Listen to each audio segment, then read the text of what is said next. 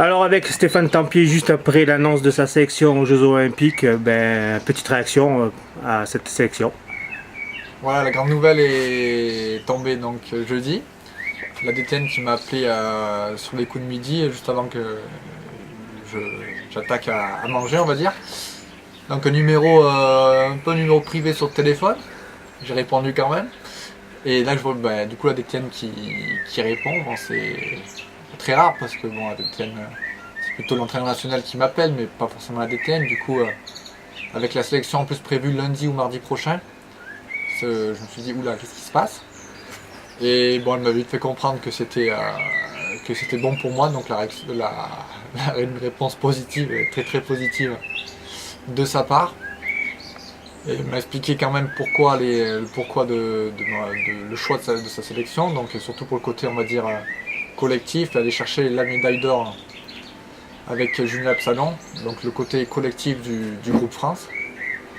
Et ça va surtout, au niveau émotion, c'est surtout quand même un grand soulagement, parce qu'avec les dernières Coupes du Monde un peu en dessous pour ma part, je savais plus trop à quoi m'attendre.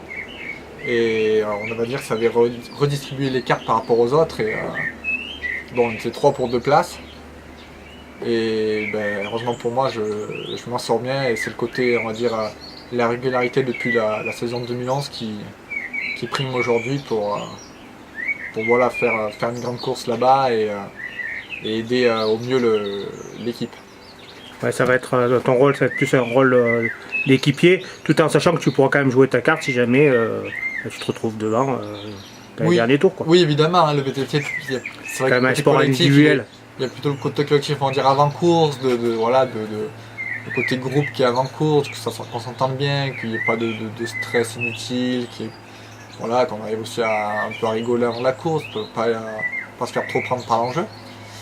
Et le but évidemment c'est de après aider pendant la course. C'est vrai que c'est en VTT c'est assez difficile, mais sur le premier tour ça peut toujours, on sait jamais, on peut toujours être devant par exemple Julien et puis voilà, peut-être pas rouler, pas Maîtriser la course. maîtriser, pas aussi être ensemble et puis se mettre coude à coude à tomber ensemble quoi, le coup qui voilà, rester vraiment dans l'esprit collectif et puis aussi pourquoi pas une crevaison et Mais oui.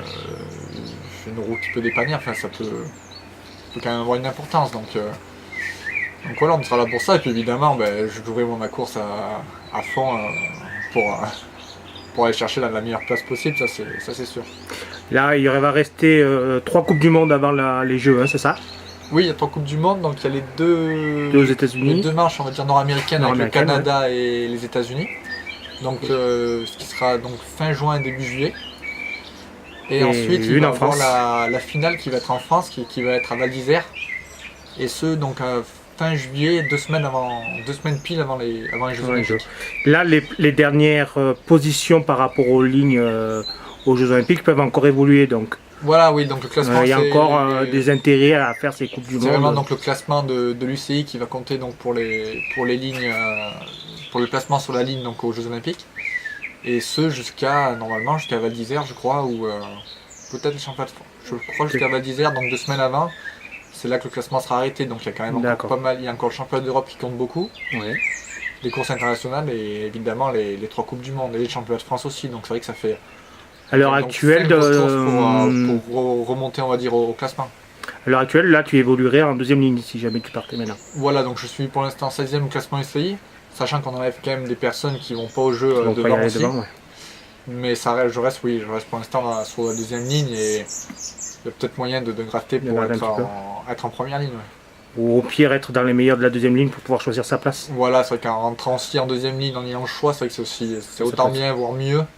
Surtout sur un départ vraiment très spécifique et un départ assez qui est vraiment très, on va dire, très sinueux, on va dire, aux Jeux Olympiques où on n'a pas vraiment le temps de se placer de suite. Donc ça vaut vraiment le coup d'être au bon endroit au bon moment. Tout à fait.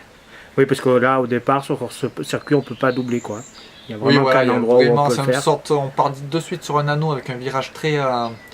de suite, au bout de 50 mètres, un virage vraiment un peu en dévers. Ça reste large, mais bon, il n'y a qu'une ligne pour vraiment passer à la vitesse où on arrive. Donc après, c'est tout en fill engine. On enchaîne les premières parties techniques en fill engine.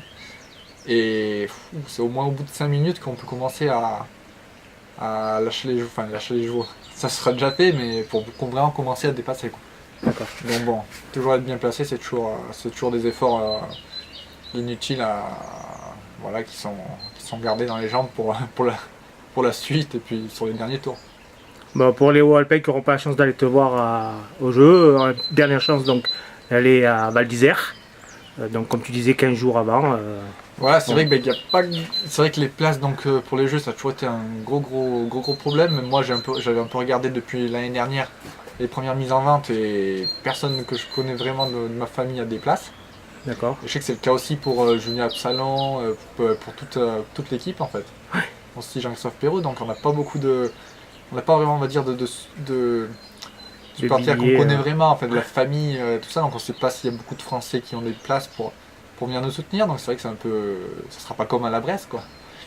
Donc ce sera peut-être des gens qu'on connaît. Enfin, est-ce qu'on aura autant de supporters qu'à la Bresse? Non, je pense pas, mais voilà, après on sait qu'on sera bien suivi, et puis évidemment, pour vraiment voir les derniers actes, on va dire, et puis le warm-up, ce sera à Val d'Isère 2 semaines avant avec normalement tout le monde qui sera là aussi pour vraiment se régler sur une dernière course de haut niveau. Tout à fait. Et je pense que ouais, ça vaudrait le coup de venir aussi à Val d'Isère, voir un peu la pression, enfin on va dire ça respirera déjà les jeux. Voilà, l'olympisme. Bon, ben on va donner rendez-vous donc à tous tes supporters, d'abord à Val d'Isère, puis pour les chanceux au jeu. Oui, et puis ouais, il y aura la télé aussi, donc pour une fois qu'on peut voir la course en direct à la télé, je pense que ça vaudra le coup aussi. Ouais. Bon, ben merci Steph, et puis ben, bonne chance. Merci.